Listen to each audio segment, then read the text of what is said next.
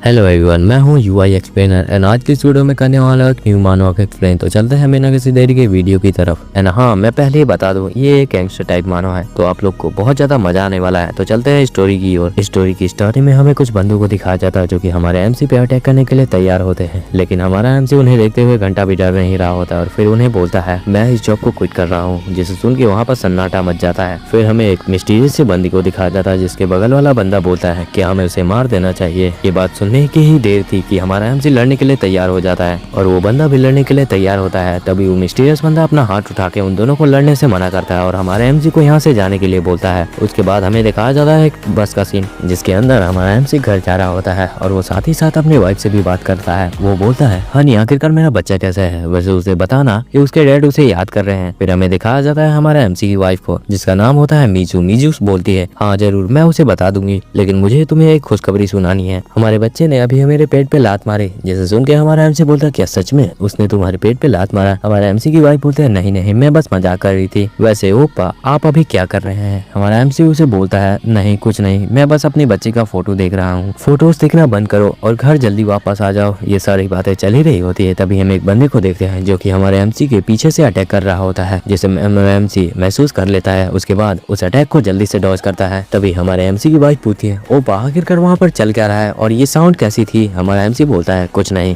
बस यहाँ पर एक प्रॉब्लम खड़ी हो चुकी है। फिर हमें दिखाया जाता है उस बस का सीन जिसके अंदर बहुत सारे लोग चिल्लाने लगते हैं और बोलते हैं कोई पुलिस को लाओ, यहाँ पर एक अपराधी घूम रहा है। वो बंदा बोलता है मैं किसी को कुछ नहीं करूंगा, बस सारे लोग बस से नीचे उतर जाओ, लेकिन तुम्हें छोड़ा कर। और वो बंदा हमारे एमसी की ओर चाकू करके बोल रहा होता है। ये बात सुनने की देर थी कि सारे लोग वहाँ से भागने लगते हैं। हमारा एमसी कॉल पे बोलता है हनी, मैं तुम्हें बाद में कॉल करता हूँ, यहाँ पर एक प्रॉब्लम खड़ी हो चुकी है। उसके बाद हमें दिखाया जाता है उस बंदे को जो कि हमारे एमसी पे अटैक कर रहा होता है, लेकिन हमारा एमसी उसके अटैक को डॉज करते हुए उसकी कलाई को पकड़ता है और फिर उसे अपनी तरफ खींचते हुए उसे ब्रूटली एक पंच मारता है जिससे उस बंदे की हालत खराब हो जाती है। लेकिन हमारा एमसी यही नहीं रुकता, उसके मुंह पे एक और पंच मारता, फिर उसके गले को पकड़ते हुए उससे पूछता है आखिरकार तू है कौन और तू मुझे मारना क्यों चाहता है? वो बंदा बोलता है तो इन्हें तो मेरे चेहरे को भी भूल गया, लेकिन तुझे क्या लगता है कि तू कंपनी को छोड़ के इतनी आसानी से लाइफ जी सकता है? नहीं, बिल्कुल भी नहीं। मैं तो बस यहाँ पर सिर्फ एक इन्फॉर्मेशन देने के लिए आया था।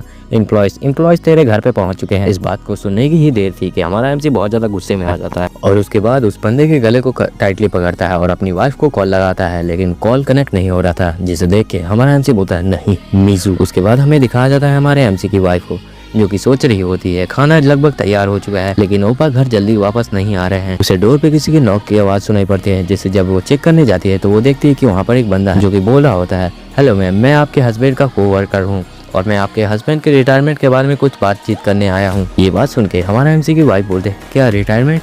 और उसके बाद वो दरवाजा खोलते हैं तो वो देखती है कि वहाँ पर एक बंदा खड़ा है जो हमारे एमसी की वाइफ को धक्का देता है, जिससे हमारे एमसी की वाइफ वहाँ पर गिर जाती है और उसे बहुत ज्यादा पेन होने लगता है। वो बोल रही होती है प्लीज मुझे छोड़ दो, लेकिन वो बंदा उसे ब्रूटली उसके बालों से पकड़ता है। उसके बाद उसके गर्दन पे अपने नाइफ को रखता है। फिर हमें दिखाया जाता है हमारे एमसी को जो कि भगते हुए घर आ रहा होता है और कॉल करने की भी कोशिश कर रहा होता है, लेकिन कॉल कनेक्ट नहीं हो रहा होता है, जिसे देख के हमारा एमसी बोलता है नहीं प्लीज थोड़ी देर तक और सर्वाइव कर लो मीजू। लेकिन जब वो घर आता है तो वो देखता है कि वहाँ पर किसी की फुटप्रिंट्स है, जिसे देख के वो बहुत ज्यादा गुस्से में आ जाता है और बोलता है आखिरकार ये किसके फुटप्रिंट्स है? हमारा एमसी उस फुटप्रिंट्स को देखते हुए घर में एंटर करता है। तभी उसे एक आवाज सुनाई पड़ती है अच्छा तो तुम आखिरकार यहाँ पर आ ही गए, मुझे लगा नहीं था कि तुम्हारा एक बच्चा भी है। क्या यही कारण था कि तुमने हमारे ग्रुप को बिट्रे किया? वैसे जिस इंसान को मैं जानता हूँ वो इंसान ऐसा कर ही नहीं सकता। लेकिन हमारा एमसी उनके बातों पे ध्यान नहीं दे रहा होता है और फिर साइड में पड़ा हुआ ब्लड देखता है, जिसे देख के हमारा एमसी बोलता है क्या चेयरमैन को ये सारी चीजें पता है? वो बंदा बोलता है तुम्हें चेयरमैन को बीच में लाने की कोई जरूरत नहीं है, ये सिर्फ हमारे और तुम्हारे बीच की लड़ाई है और ये मैंने खुद डिसाइड किया है। वैसे तुम्हें ये बात इंपॉर्टेंट नहीं लग रही कि ये चीज कितनी ज्यादा मजेदार है? तुम खुद ही सोच के देखो, तुमने उस बंदे को मार दिया जो कि बस में चढ़ा था हमसे बच के।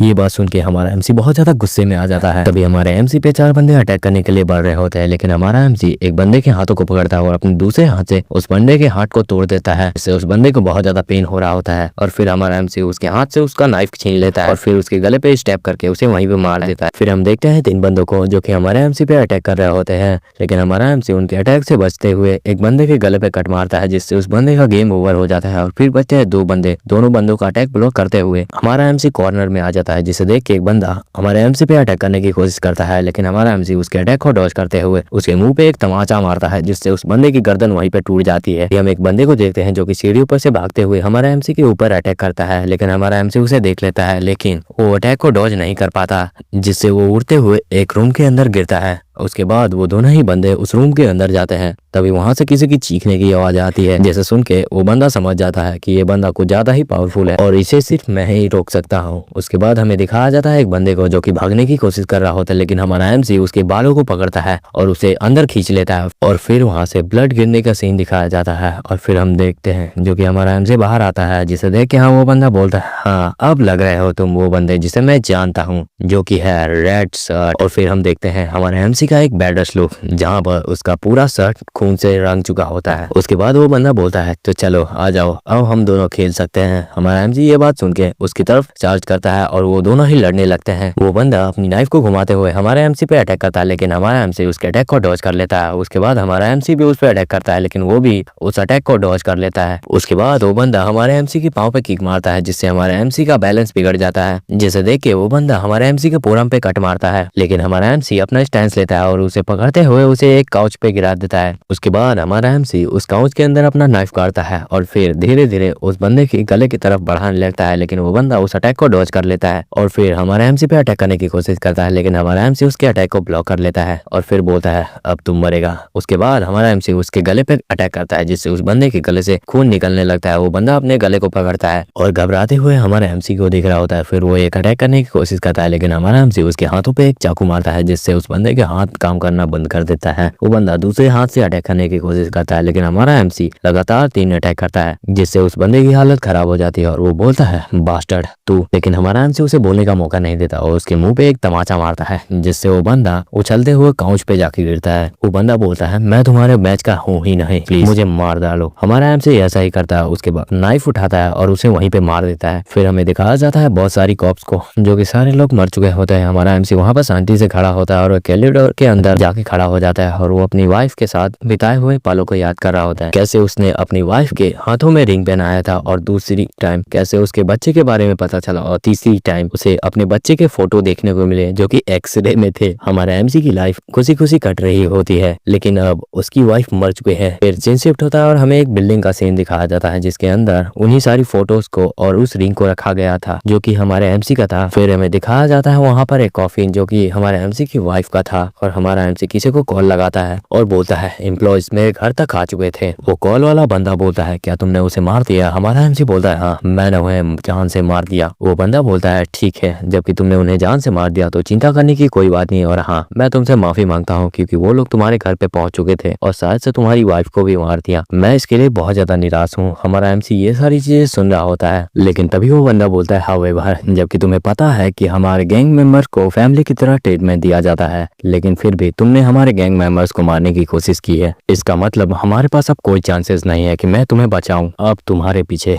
किलर्स आएंगे। ये बात सुन के हमारा एमसी वहां पर शांत होता है। तभी उसे एक औरत बोलती है सर क्या मैं आपके फोटो और रिंग को इस ताबूत के अंदर रख दूं? हमारा एमसी बोलता है नहीं, इसकी कोई जरूरत नहीं है, और फिर उस बंदे को बोलता है अब मैं तुम्हारे पास आ रहा हूँ। और हाँ सामने वालों बैठ के देख रहे हो ना, 100 लाइक पूरे कर दो, तब तक के लिए सेकंड पार्ट आ जाएगी।